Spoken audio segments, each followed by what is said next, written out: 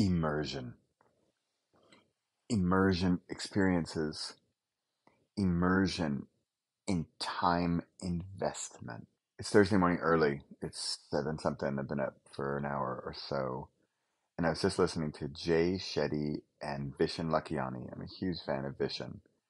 And he was talking with Jay about, among other things, immersion. And here we are in a chapter of frequency. And how can frequency go with immersion?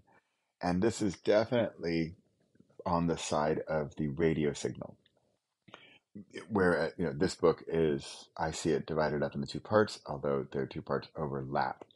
One being the radio signal, how do you tune in to 89.7, and then the other side is intervals. So how often do you do what and why?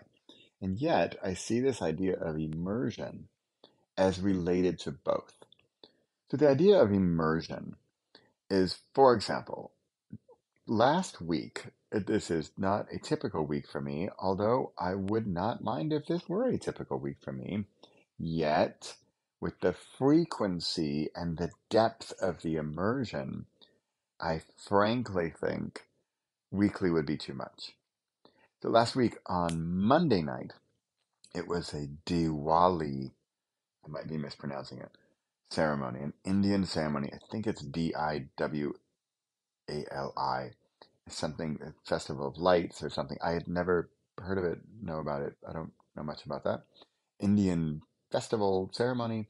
And I went there, and it was at an Indian friend's, a few of my Indian friends there, and they were all decked out in beautiful, colorful garb. And it was fantastic.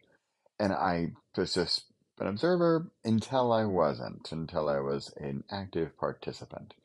So the evening, as far as immersion goes, this is where ritual, I think, can come into play, and how deep you want to go and how deep you can go based on the level or the frequency of the immersion. So by immersion, I mean, how deep are you in it? And it's often a question of time, but there's an element of time as well as, yeah, depth is the best word I'm coming up with right now. So, for example, here we are, and we're in a friend of mine's living room, and yet it was transformed into an Indian Diwali ceremony. And there's a number 108. I don't know what the significance of that number is, but there was 108 candles, and there were. She did a mantra at some point. She did it 108 times. So with the candles and the dimmed lights, and there was like an altar and a bunch of, I think they are offerings on the floor, but in a nice diamond shape or square shape, where there's many things. There's photos and candles and food and offerings. And there was an entire sort of triangle of offerings leading towards the wall, and there was a photo. Now I can't remember what it was, but clearly an entire temple, if you will. And so think about it. If this were her normal living room with her sofa and her TV and the lights on and nothing else, then that diminishes the depth of the immersion. Because it was created to make this scene in this way, that then influences the depth of the immersion that you experience. What this can do is catapult or leapfrog your experience, the depth and speed at which you are immersing yourself. So remember, back in the living room, I suppose, oh, and there's sort of music, and there was some singing, and there were some mantras, and there were some sort of speeches or talks, and all of it was just part of the immersion. and you need to let yourself go. And so letting yourself go can be quicker if you're in the ritual of the scene. So that is one example of one evening on a Monday night, no less. And it's in like my neighboring town. I didn't take a train for 3 days to Nepal.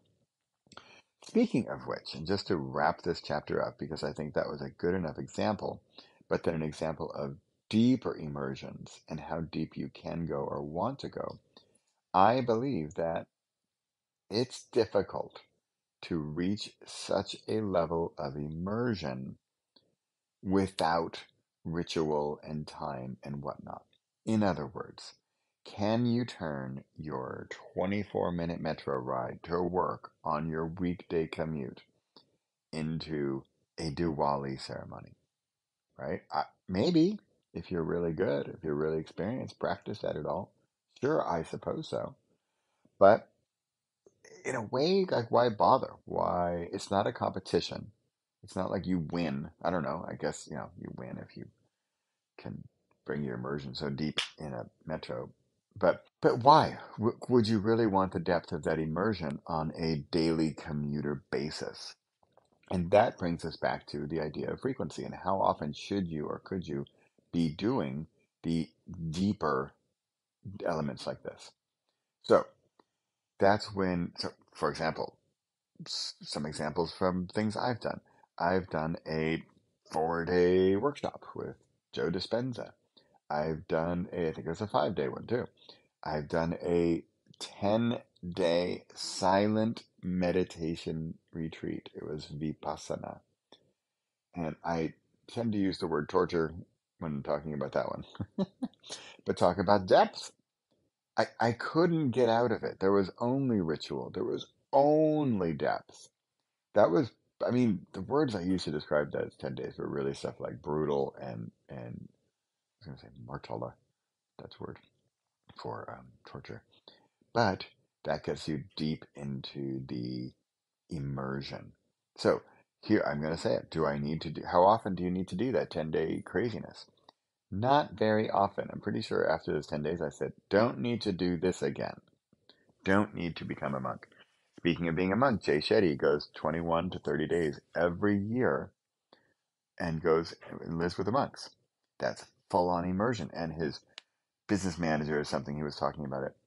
He said, Jay, how can you take off time from your work to go do this big immersive thing, or you're leading your work. What are you doing? And he said, this is the foundation of my work. Without this depth of ritual and immersion, I wouldn't be able to do the other 11 months of the year. He didn't say those exact words. I'm kind of extrapolating. But that's exactly my point. How often to do these immersive events? Sort of, how often to do what and why? So the the daily meditation, absolutely. The weekly, like often I've been doing a past life regression. It's almost an hour. I've been doing it on Friday mornings. I combine that, hint, hint, pro tip. I combine my fasting on Thursdays for Fast Friday, and then I'm feeling stronger and better and more connected on Friday mornings. Thus, I combine two rituals, two experiences together, the fasting and the meditation. And so they culminate on a Friday morning when I'm at the height of fasting and thus the apex of clarity. So by combining two rituals, combining two experiences of immersion, I can then multiply or even exponentially factor the two events. So, how often to do what?